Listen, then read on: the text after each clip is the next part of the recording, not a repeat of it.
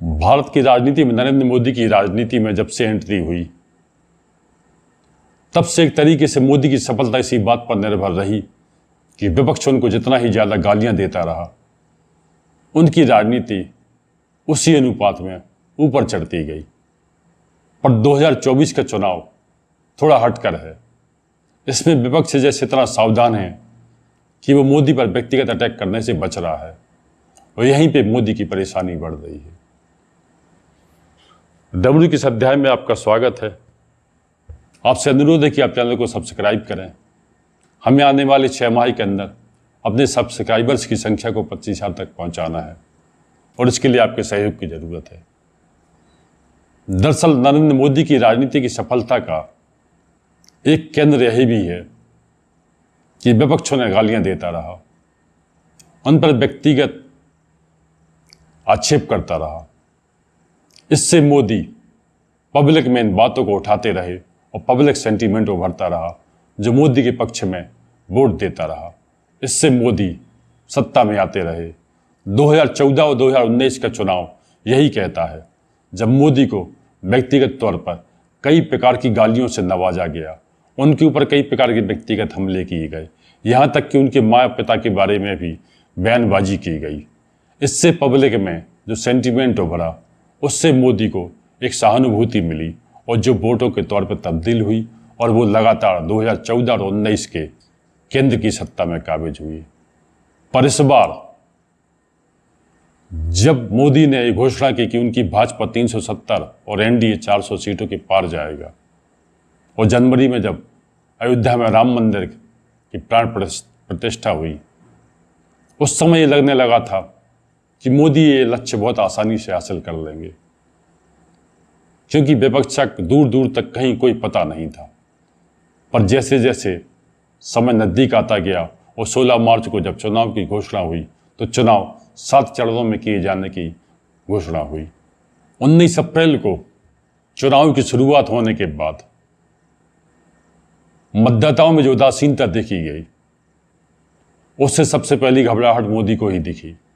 इसलिए उन्होंने मंगलसूत्र और मुसलमानों की बात कर दी। ये कांग्रेस का मैनिफेस्टो कह रहा है कि वो माताओं बहनों का सोने का हिसाब करेंगे, उसकी जड़ती करेंगे, जानकारी लेंगे और फिर उस संपत्ति को बांट देंगे और उनको बांटेंगे जिनको मनमोहन सिंह जी की सरकार ने कहा था कि संपत्ति पर पहला अधिकार मुसलमानों का है। कर दी।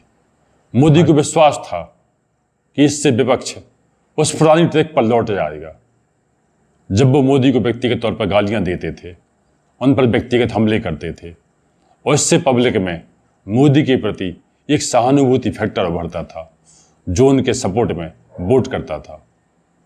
पर विपक्ष इस बार इतना सावधान है कि उसने ऐसे किसी प्रकार के कोई हमले नहीं किए। इससे मोदी की परेशानी बढ़ती गई और मोदी ने बार बार अपने भाषणों में अपना ट्रैक चेंज किया और वो कई ऐसे बयान देते रहे जिससे विपक्ष को तो ठीक है, खुद मोदी के प्रशंसकों को भी अच्छा नहीं लगा। मोदी के प्रशंसकों को भी ये विश्वास नहीं था कि मोदी इस तरह की बयानबाजी भी कर सकते हैं। पर ये मोदी की मजबूरी है। उनको जितनी ज़्यादा गालियां पड़ती हैं, उनके ऊपर जितने ज़्यादा हमले होते हैं, मोदी इसी को चुनावी मुद्दा बनाते हैं और वो चुनाव जीतते हैं। 2014 और 2019 का चुनाव रिकॉर्ड यही कहता है। उन चुनाव में मोदी को कई प्रकार की गालियां दी गई, उनके परिवार पर व्यक्तिगत आरोप लगाए गए। इससे पब्लिक में जो सेंटीमेंट उभरा वो मोदी के सपोर्ट में वोट के रूप में तब्दील हुआ और 2 बार मोदी केंद्र की सत्ता पर काबिज हो गए। इस बार विपक्ष में एक तरीके की लामबंदी दिखती है।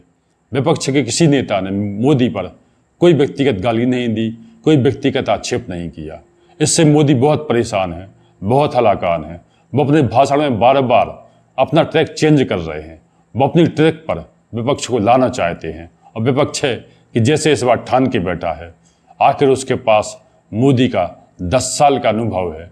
वो 10 साल मोदी के कार्यकाल को देख चुका है। वो समझ चुका है कि मोदी की रणनीति क्या होती है, कि उनको गालियां दो और मोदी इसको पब्लिक में सहानुभूति के तौर पर उभारें और वोट हासिल करें। विपक्ष इससे इतना खुश है इससे इतना सतर्क है कि वो ऐसी कोई बात नहीं कर रहा। इससे मोदी की परेशानी बढ़ती जा रही है और ये पहली बार है जब मोदी विपक्ष को अपनी ट्रैक पर लाने में नाकामयाब साबित हो रहे हैं और यहाँ वो हारते हुए दिखाई दे रहे हैं।